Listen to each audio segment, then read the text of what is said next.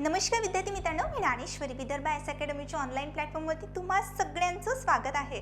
इथे दिसतच आहे तुम्हाला नातेसंबंध आणि आपण हार्ट लेवलचा प्रॉब्लेम का म्हटले आहे, कारण की आपल्याला बघायचे आहे पझल्स टाईपचे प्रॉब्लेम जे फार मोठे असतात, जे खूप इम्पॉर्टंट असतात आणि खूप खूप मार्क देऊन जातात.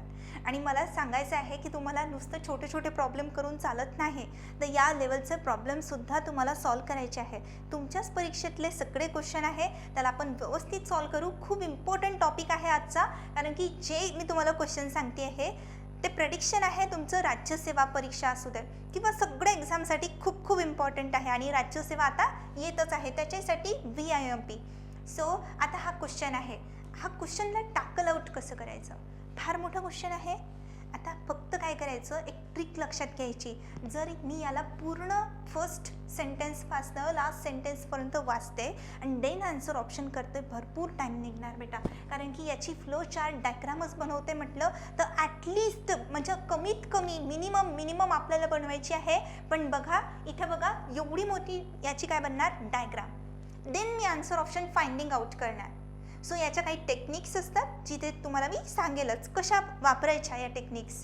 तर बघा आपण याला बघून घेतलं की आन्सर ऑप्शन एवढं मोठं नाही काढायचं, तर बघू कसं करायचं. तर इथे मला विचारलेलं आहे, आता सगळा क्वेश्चन दिला आहे, मला विचारलं काय क्वेश्चनमध्ये ते सगळ्यात पहिले अंडरस्टँड करा.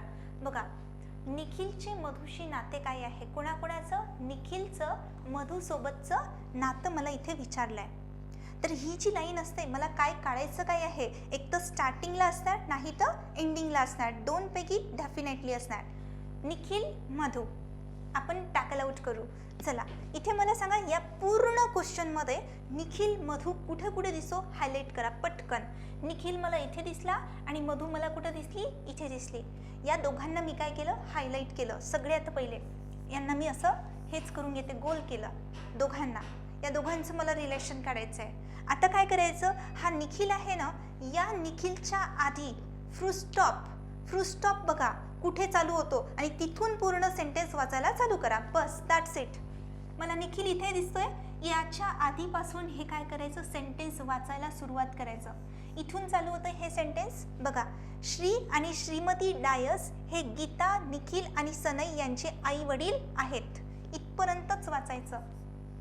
कोण कोण, श्री आणि श्रीमती डायस, फक्त डायसचा डा लिहायचा आणि यांची लेकरं कोण कोण आहे, गीता, निखिल, सनई.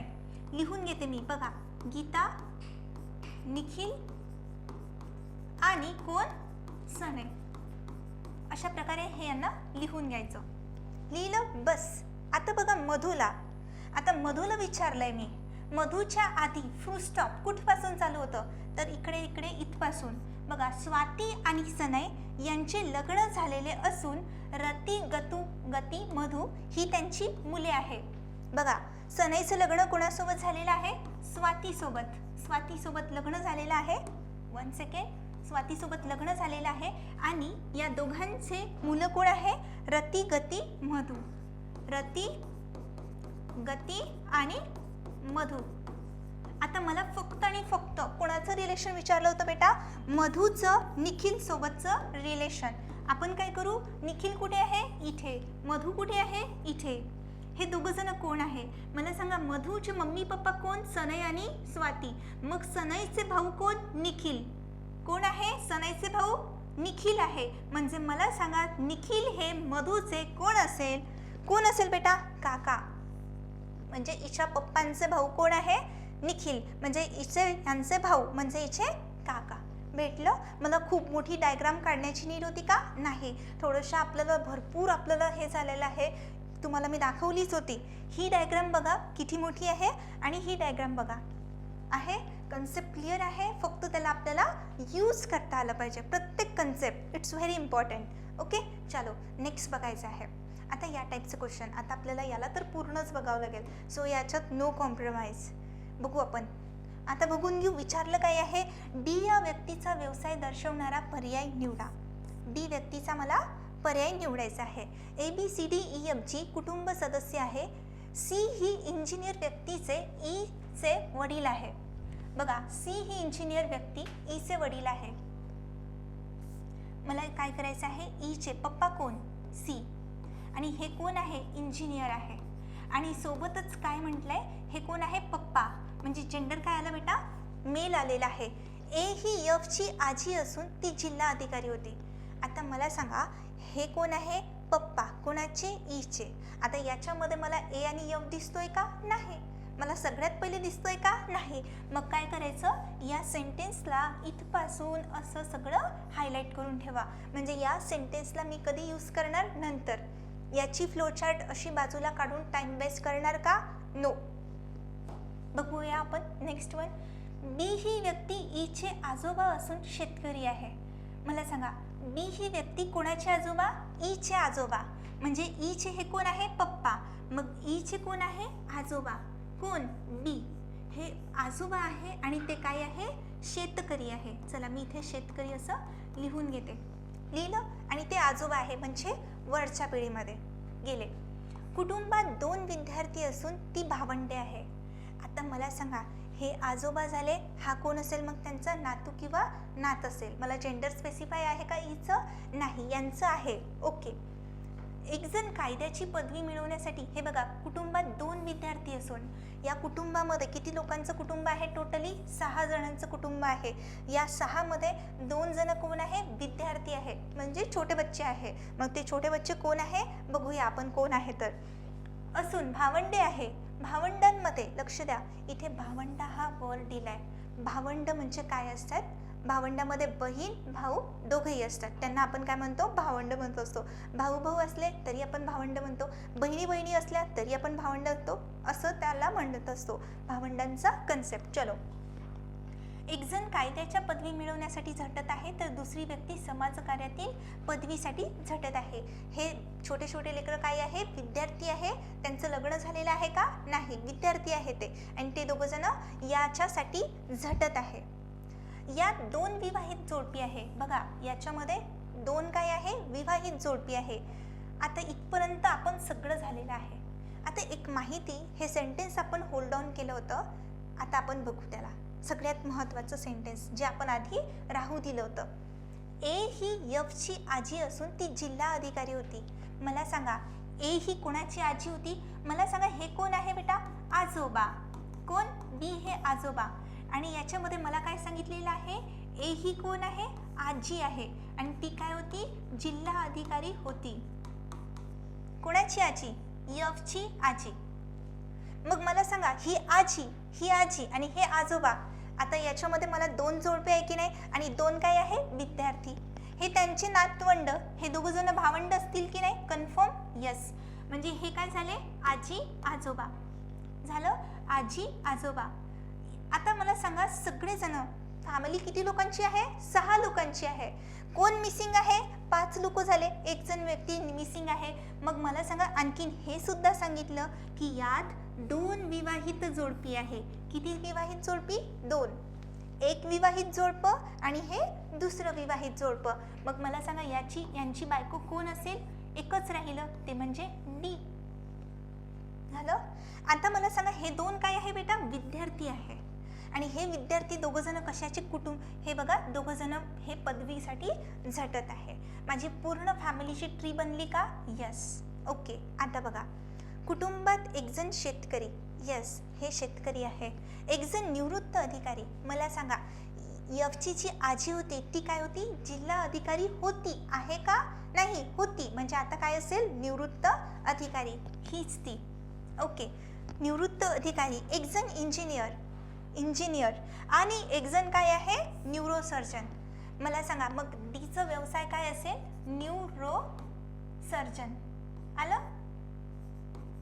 न्यूरोसर्जन. सो मला सांगा, डी या व्यक्तीचा व्यवसाय काय असेल? न्यूरोसर्जन. सो मी तुम्हाला अशा प्रकारे सांगितलं. ती निवृत्त अधिकारी असेल का? नाही, कारण की ही बघा, जिल्हा अधिकारी होती. इट्स अ भूतकाळ. होती. आहे का? नाही. सो निवृत्त अधिकारी असेल. मग चलो, आता हा क्वेश्चन आहे. आता आपल्याला विचारलेला आहे की सी हा कोण आहे? ओके, सी हा कोण आहे? चलो लेट्स गो. हा पूर्ण क्वेश्चन सॉल्व करणार आहे. कुठेही आपल्याला शॉर्ट ट्रिक लागणार नाही, पण त्याला कसं कॅप्चर करायचं याच्यामध्ये आपली प्रॅक्टिस होऊन जाणार बेटा, डेफिनेटली. ABCDEF आणि G एका कुटुंबाचं सदस्य आहे. ओके, हे लोक किती आहे? टोटली 7 लोक आहे. किती लोक आहे? 4 नाही, सॉरी 7 लोक आहे. यांच्यामध्ये 4 वयस्कर असून 3 बालके आहे. म्हणजे 4 कोण आहे? वयस्कर मोठे माणसं आहे आणि 3 लोक काय आहे? छोटे बच्चे आहे. ओके, आता बघू त्यांच्यापैकी 2 F आणि G मुली आहे. इथपर्यंत आपल्याला जनरल इन्फॉर्मेशन दिली. बघू आपण. A आणि D भाऊ असून A डॉक्टर आहे. आता इथपासून चालू झाला. A आणि D हे दोघं जण कोण आहे? भाऊ. जेंडर पण स्पेसिफाय आहे. हे दोघं जण भाऊ असून A कोण आहे बेटा? डॉक्टर. ओके, E एक इंजिनियर असून, आता हे सेंटेन्स बघा, मी तुम्हाला व्यवस्थित हायलाइट करून देते. E एक इंजिनियर असून 2 भावांपैकी एकासोबत विवाहबद्ध असून E ला 2 अपत्ये आहे. आता मला सांगा, E ही A ची वाईफ आहे की B ची वाईफ आहे? हे मी कन्फर्मली या स्टेजला मी सांगू शकते का? नाही, या स्टेजला नाही सांगू शकत. म्हणून मला बघायचं आहे, पण मी नंतर बघते. मी सध्या नाही सांगू शकत की A ची आहे की D ची आहे. तर सो मी पहिल्यांदा हे करते. आता बघा, B D सोबत विवाहबद्ध आहे. मग मला सांगा, D ची वाईफ कोण आहे? B. लिहिलं? ही कोण आहे? त्यांची वाईफ आहे. आणि G त्यांचे अपत्य आहे. या दोघांचं अपत्य कोण आहे? G हे त्यांचं अपत्य आहे, D आणि B चं.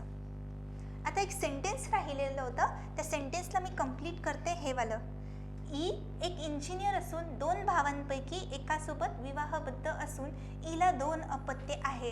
म्हणजे मला सांगा, E ही वाईफ कोणाची असेल? A ची. आणि इला काय आहे? 2 अपत्य. कोण कोण आहे बेटा? 2 अपत्य आहे. बस एवढं सांगितलंय. ओके, आता मला सांगा, याच्यामध्ये सांगितलेली अट होती की ज्याच्यामध्ये 4 वयस्कर आहे. 4 वयस्कर, 1 2 3 4, 4 वयस्कर झाले. आता मला सांगा, 3 काय होते? बालके होते. मग मला सांगा, बालक हा एक बालक असेल की नाही? हो. A झाला, B झाला, C राहिला, आणखीन D झाला, E, आणखीन F. हे बालके असतील. ओके, 3 बालके आहेत. ओके, इकडे बघा, 4 वयस्कर असून 3 बालके आहे. त्यांच्यापैकी म्हणजे कोणापैकी? या बालकांपैकी 2 F आणि G या कोण आहेत? मुली आहे. म्हणजे मला सांगा, या बालकांपैकी F आणि G या जर मुली असेल तर C कोण असेल? मुलगा. दिलाय की नाही आपल्याला? दिलाय गिवन. F आणि G या मुली असतील तर मग C कोण आहे? मुलगा. कन्फर्म? फिनिश. बघू आपण. तर C कोण आहे? हा C कोण आहे? मला सांगा, C ची मम्मी कोण? E. C चे पप्पा कोण? A. हे दोघं जण कपल आहे? यस. मला सांगा, A चा कोण असेल? तो C, मुलगा. A चा मुलगा. झालं? कन्फर्म? फिनिश. जेंडर स्पेसिफाय झालं. ओके गाईज, आता याला बघू आपण. M चे R शी रिलेशन काय? आता हे टाईपचे क्वेश्चन आले तर लक्षात घ्या. याच्यासाठी काय करायचं आहे, मी घेतलंय फ्रेम फॉर्मॅट. तुम्हाला समजला पाहिजे, अगदी डोक्यामध्ये असं फिक्सअप असला पाहिजे की तुम्हाला त्याच्यानंतर काही प्रॉब्लेम झाला नाही पाहिजे. म्हणून हा प्रॉब्लेम महत्त्वाचा घेतलाय. समजून घेऊ. या प्रश्नाचे उत्तर देण्यासाठी अ आणि ब या माहितीचे पुरेसे असण्याचे योग्य वर्णन करणारा पर्याय निवडा. आता याच्यावरनं मला अ आणि ब ही दोन्हीही माहिती मला अंडरस्टँड करायची आणि बघायचं ते आन्सर ऑप्शन मी कसं काढू शकते. आता मी माहिती वाचते. ए च्या F या भावाने, कोणाच्या? ए च्या F या भावाने, सॉरी इथे लिहून देते. ए च्या F या भावाने, भाऊ म्हटले, जो त्यांच्या आई वडिलांचा एकुलता मुलगा आहे. बघा, एकुलता मुलगा म्हटले म्हणजे हा जो आहे ना F, त्याच्या मम्मीचा आणि पप्पांचा एकुलता मुलगा आहे. तर म्हणजे मला सांगा, ए कोण झाली? मुलगी. एकुलता मुलाला बहीण असणार, भाऊ असणार का? नो. हे कन्सेप्ट छान आपण व्यवस्थित शिकून ऑलरेडी घेतले आहे. चलो बेटा, आता बघूया आपण. त्यानं डब्ल्यूशी काय केलेलं आहे? लग्न. कोणी? Fनी. जो आई वडिलांचा एकुलता एक मुलगा आहे त्याने कोणासोबत लग्न केलं? डब्ल्यू सोबत. मग हा तिचा नवरा, ही त्याची वाईफ. जी म्हणजे कोण? डब्ल्यू. जी M ची बहीण आहे. मला सांगा, डब्ल्यू ही कोणाची बहीण आहे? M ची. झालं? इथपर्यंत आपण फक्त आणि फक्त अ सेंटेन्स वाचलेला आहे. आता मला सांगा, विचारलं काय होतं? M चं रिलेशन R सोबत. मग मला काय सांगितलं? मी अकॉर्डिंग टू अ माहिती ही काय केली, पूर्ण ड्रॉ केली. मला सांगा यम इथे भेटलाय, आर दिसतोय का मला याच्यामध्ये, नाही दिसत आहे. म्हणजे मला यमचं रिलेशन आर सोबत काढण्यासाठी आणखीन ब माहिती सुद्धा वाचावी लागेल की नाही. हो, आता मी ड्रॉ करते. याला बघा, डब्ल्यू आणि एफ यांची आर ही एकुलती मुलगी आहे. म्हणजे बघा, हे दोन जण कोण आहे, डब्ल्यू आणि एफ कपल आहे. यांची कोण, आर, यांची आर एकुलती मुलगी आहे. ही कोण आहे, मुलगी आहे. मला विचारलं काय आहे, यमचे आर सोबतचे नाते. म्हणजे मला सांगा यांचं जेंडर दिलेलं आहे का बेटा, मेल आहे की फिमेल आहे म्हणून, नाही. मग मला सांगा आरची मम्मी कोण, डब्ल्यू. मग मम्मीचे भाऊ म्हणजे आपल्या आईचे भाऊ कोण असतात, मामा किंवा मामा असतात. आणि जर बहीण असेल तर मावशी. मग मला सांगा इथे जेंडर स्पेसिफाय आहे का, नाही. मग दोन आन्सर ऑप्शन येणार, एक पाहिजे आन्सर ऑप्शन, पण इथे दोन येणार. जर हे यांचे भाऊ असले तर मामा, आणि जर डब्ल्यूची बहीण असली तर मावशी, मामा नाही तर मावशी. मग मला सांगा यमचं रिलेशन आर सोबत मी कन्फर्म मामा किंवा मावशी असेल सांगू शकते का कोण आहे म्हणून, नाही सांगू शकत. म्हणून ही माहिती काय आहे, अपूर्ण आहे. बघा, अ किंवा ब यापैकी कोणतीही माहिती पुरेशी नाही. आपल्याला आन्सर ऑप्शन एकच पाहिजे, ते काढण्यासाठी आपल्याला इथे मामा नाही तर मावशी भेटत आहे. सो म्हणून आपण काय केलेलं आहे, आन्सर ऑप्शन 4.